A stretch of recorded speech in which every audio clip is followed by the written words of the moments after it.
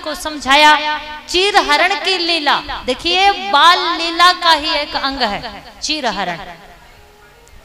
जब भगवान गोपियों के घर माखन चुराते थे, मटकी फोड़ते थे, तो गोपियां उल्हाने के बहाने भगवान को देखने के लिए घर जाती थी। तो भगवान ने आज स्नान करती हुई गोपियों के वस्त्र चुरा लिए, केवल और केवल बाल रूप में इसी भाव से चुराए थे कि मैं तुम्हारे वस्त्र तभी दूंगा। कान पकड़ो, जल में रह के गोपियों ने कान पकड़े हैं। जैसे कभी कभी आपके घर में दो बच्चे होते हैं, एक बच्चा बल के कारण छोटे बच्चे को मार देता है, तो कभी कभी छोटे बच्चे को अवसर मिल जाता है उसको बाथरूम में बंद करने का या कमरे में बंद करने का। आप सुन रहे हो? तो वो अंदर से आवाज लगाता है, भाई खोल। तो वो कहता है तभी खोलूंगा जब तू मेरी शर्त मानेगा।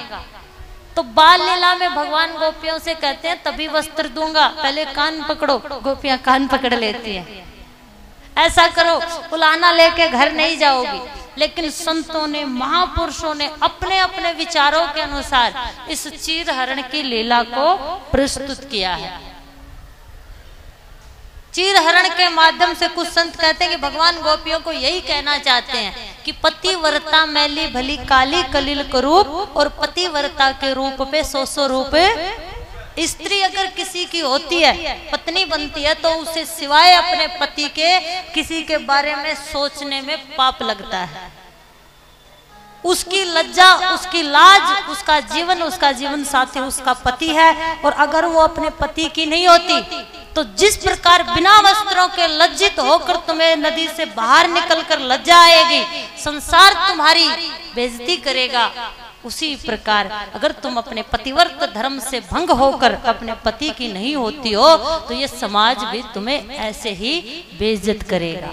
बोलना पड़ेगा महाराज। एक संत ने कहा है कि जब परमात्मा के पास तुम्हें आना है, ये संसार की धारणा एक संत ने, दूसरे संत ने परमार्थ की धारणा को बताते हुए कहा कि जब परमात्मा से मिलना है तो पर्दा किस बात का?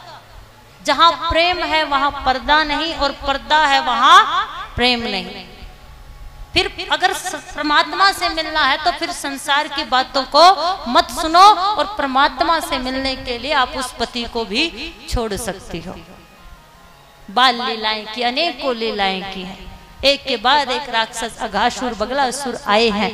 भगवान ने सबका उद्धार किया।